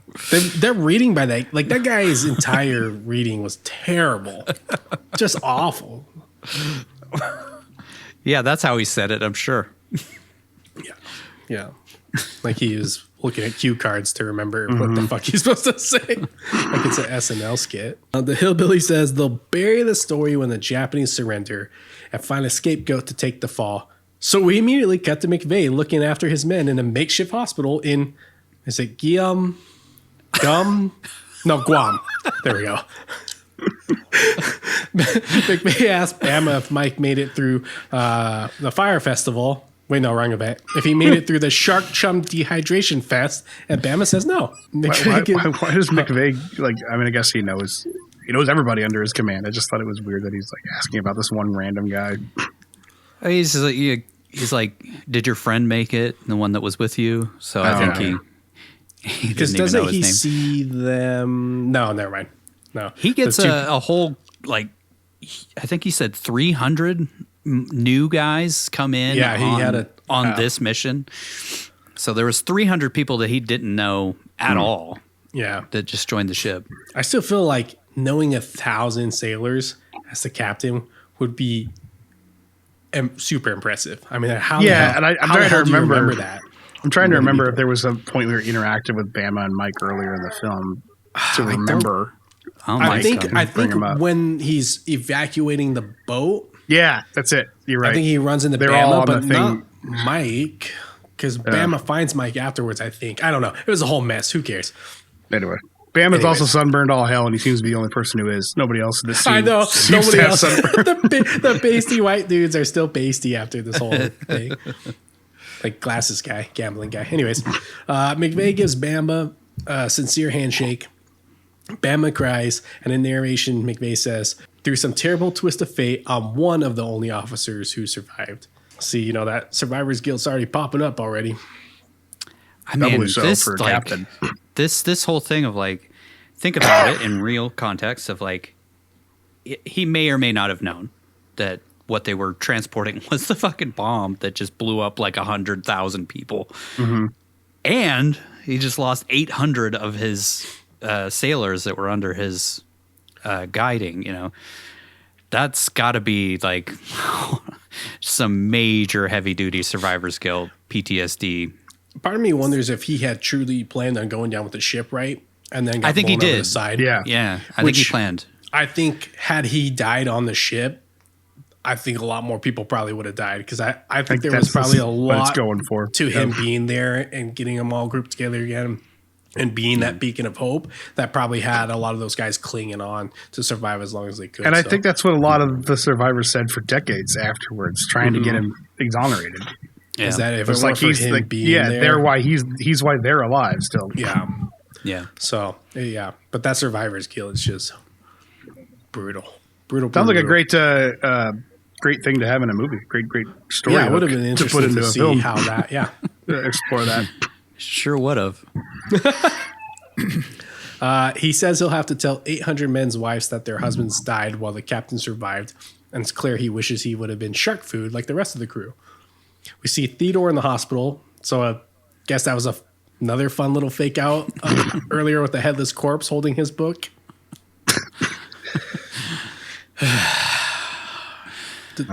The two prisoners goofily laugh as Theo explains he gave someone his book for comfort.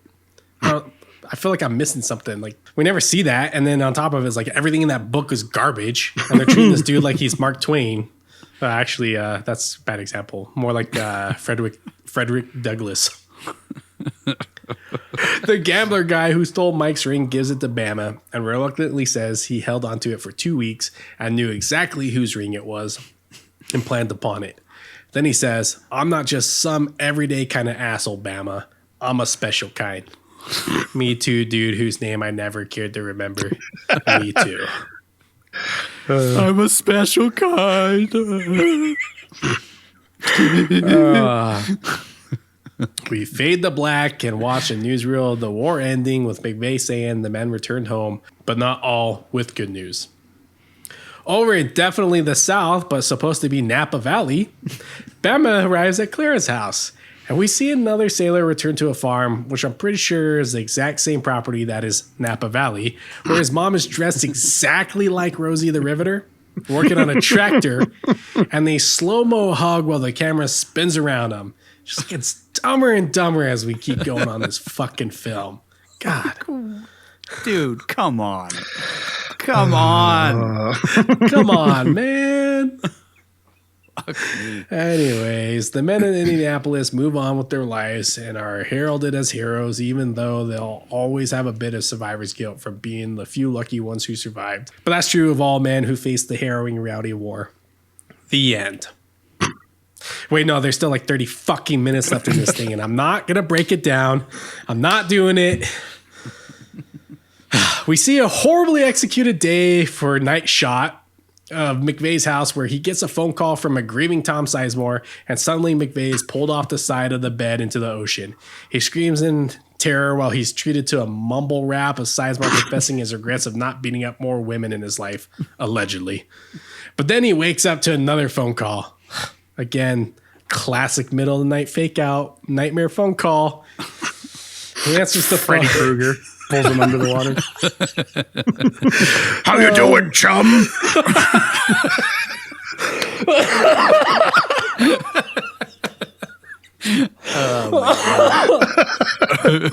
Oh, fuck.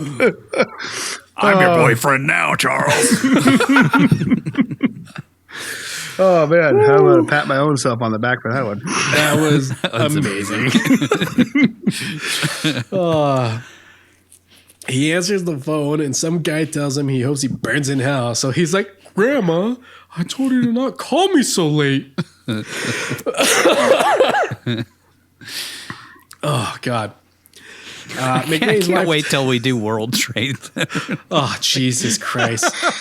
Another film that just shits on the memory of those fucking folks. Like, God damn. Anyways. Not like, that's a excited movie for that at didn't all. need to be made. Anyways, we'll get there. We'll get there eventually.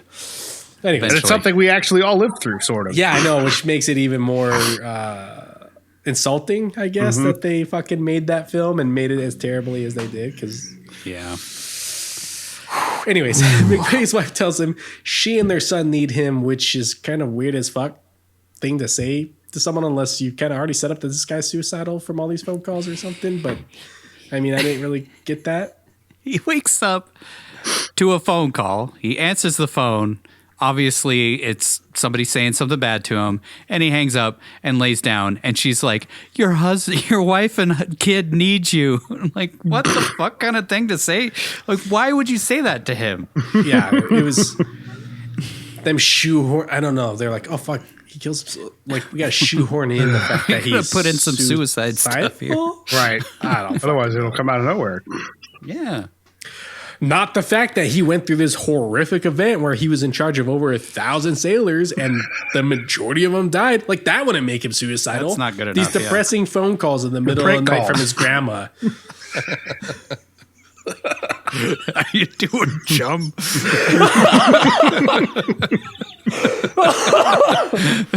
Oh, fuck. Oh, man. Well, McVeigh says to his wife, the men on the boat needed him too, but she reassures him he did all he could. We cut to Clara and Bama chatting about him turning down a promotion. He says he plans to move to D.C. to go to law school. Bama admits his love for her and pulls out an engagement ring before getting on one knee and asking her to marry him. It's like, I don't know. Probably ask her out on a date first? But whatever. Yeah, I mean, Things were they're different supposed to have back then. known each other for years, right? Like, Since they were Yeah, kids, I but guess. still. She doesn't just- love him. No. At least ask her out to dinner first before Right. she just drop on a knee. But things, everybody was all hyped up, and excited that the war ended. So it's different times. Clara says she's having Mike's baby. Wait. Are we supposed to know that? I guess. Now we do. Yes. I guess. Oh, yeah. Anyways, Bama says he knows. How? I don't know.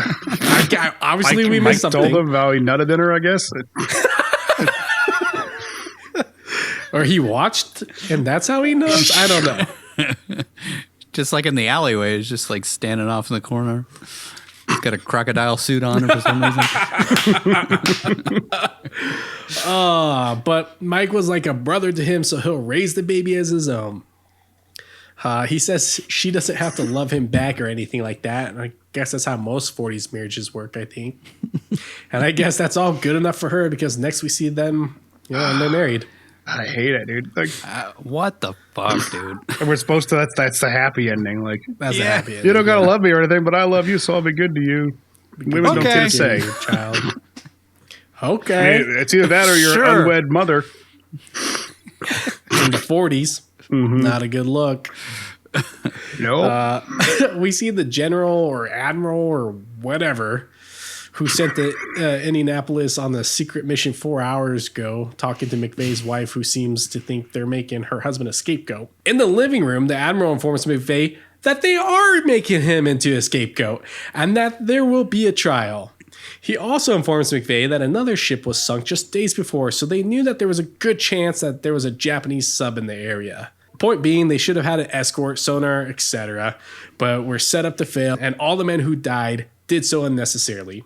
At DC, we see the men in Indianapolis who didn't take jobs as boat captains in Martha Vineyards, like Quint from Jaws, celebrating being alive together and to wish their captain luck in this bullshit trial that's about to go down that we unfortunately have to sit through. Did you see the little bit where somebody like called somebody Quint on one of the boats, like when they were all like in the life rafts, like here Quint or something like that? Oh my god, that's hilarious! No, they did not. They did. They really? Yeah, I blacked out most of those. Oh scenes. My god, there's somebody named Quint in the boats. Yeah, incredible. Anyways, Gambler Boy ogles Clara, and he says he recognizes the ring she has on a chain around her neck, which is also like a really weird thing to say to someone. He judges Bama for marrying his buddy's pregnant girlfriend and says Bama is a better man than him, which it's not really hard to be a better man than that dude. It's kind of a piece of shit. The guy points out. Just points at her tits. Immediately. Yeah. I recognize that ring on your tits. Couldn't help but notice as I was staring at your tits at that ring that I saw that Mike had. I had that up my ass while I was in the ocean. For him. At the trial, they accuse McVeigh of hazarding the ship by failing to zigzag as an evasive maneuver and not abandoning the ship in a timely manner. We see various witnesses, such as Bama, who says he didn't get the order to abandon ship directly from McVeigh. But, like, is he supposed to tell each man every time? Could he just? I'm surprised they didn't do that though in this film, because it'd be like, sailor, abandon ship. Hey, you over there, abandon ship. Young man in the head, abandon ship. Jesus is gonna take forever. That's okay. We got 45 minutes to add to this thing. Hey, you two guys locked in the cell. Abandon ship. Abandon ship. Jesus fucking Christ. Followed by the plane landing in real time right after that. Fucking A. These fuckers. Anyways, McVeigh scolds his lawyer for not objecting, since the way McVeigh ordered abandoning the ship was military protocol. McVeigh takes the stand, and we literally recap the entire Titans thing again, complete with flashbacks. Like, there's no point in the editing process where, like, damn, this movie's really long. Do we really need to, like, do you think we should cut some of this unnecessary stuff and focus on the meat of the story? Nope. They just recap it. McVeigh recaps the entire beginning of the second act, re-showing us how the ship sank and is asked how he personally abandoned ship. We see that crappy jump cut of him being blown off the ship again and him being hit on the shoulder by a shark.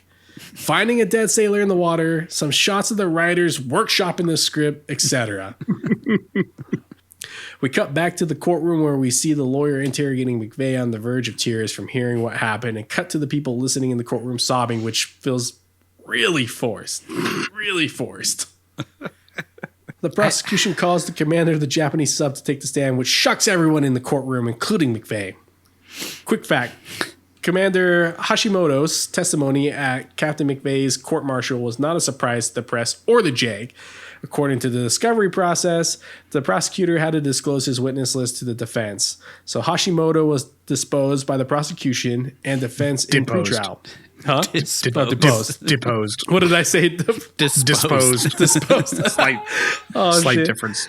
Oh, yeah. Hashimoto was deposed by the prosecution and defense in pretrial. The press had published that Hashimoto would be testifying at the court-martial, and the public was aware. The day of the testimony, Hashimoto's picture appeared on the front pages of newspapers. Hashimoto also testified through a Navy interpreter. As a citizen and officer of Japan, he took the United States oath and the Japanese civil oath, and he could have been prosecuted for perjury in both jurisdictions. Damn. So point is, they knew. Yeah, they knew. Which I thought was weird too when they're like, yeah, I thought it was weird when he walks in and everyone's like, I'm like, at least the defense would have to know. Yeah, Yeah. The defense would have to know that they're calling him as a witness because they get their opportunity to question him as well. Imagine though, like, I mean, that's a testament to him, like coming all the way from Japan to testify on behalf of the captain of the ship that you sank. Like that's pretty huge. I thought that it was like he had no choice. Like they made him do it. They might have, because they wanted him to be like, oh yeah, if you'd been zigzagging, I would have hit him, or I wouldn't have hit him, or whatever. The lawyer says he must tell the truth before God, but since he's a godless heathen, he can't swear on the Bible, to which the captain in English says he's a Shintoist, so he believes the souls live on after death, and confirms that he knows the difference between truth and lies. Jesus, movie, we get it, okay? Like,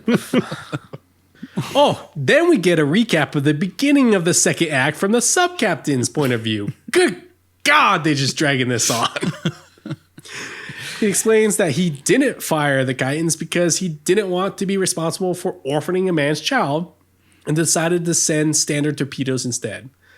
The lawyer asks if the Indianapolis had been zigzagging, would it have made a difference? And the sub-captain says it wouldn't, since they were too close and they had no chance to escape. The captain then bows to McVeigh, since they're all men of courage who were just doing their duty or whatever the hell we're supposed to get from this. McVeigh is told he's not guilty of failing to abandon ship in a timely manner, but he's devastated since they only announced the not guilty verdicts, so that means he's guilty of all other charges. Quick fact. Shortly after the court-martial, Fleet Admiral Ernest King remitted McVeigh's sentence and restored him to active duty. He was later promoted to Rear Admiral and retired from the Navy in 1949. That would also been something to point out. This is all pointless. You just drag goddamn railroaded kangaroo court just to for the press, and then they were like, oh, well, you're fine. Outside, McVeigh confronts the Japanese sub-captain who says this would never happen in Japan and that McVeigh is a hero. McVeigh asks if there was anything he could have done to save his ship, and the sub-captain says there was nothing he could have done, and it was his duty to kill him. The sub-captain then says, as a man, he has regret. McVeigh says he had a good idea that they were carrying a bomb that would kill thousands, so he did his duty too, but as a man, he finds no honor in it. The sub-captain wonders what could have been different if he had stopped McVeigh before he delivered the bomb, and McVeigh tears up. The sub-captain wonders if they'll ever be able to forgive themselves, and they tearfully salute each other as Cage gives him a quick, I think I just shit my pants, wide-eyed stare. We cut to the men in Indianapolis putting up photos of their fallen friends, and we hear various voiceovers from the men saying that we only win wars when there are no more wars, and that every year they get together to honor their friends on Veterans Day to remind everyone the cost of freedom. Yada, yada, yada. After Louis dies, McVeigh shoots himself in the head.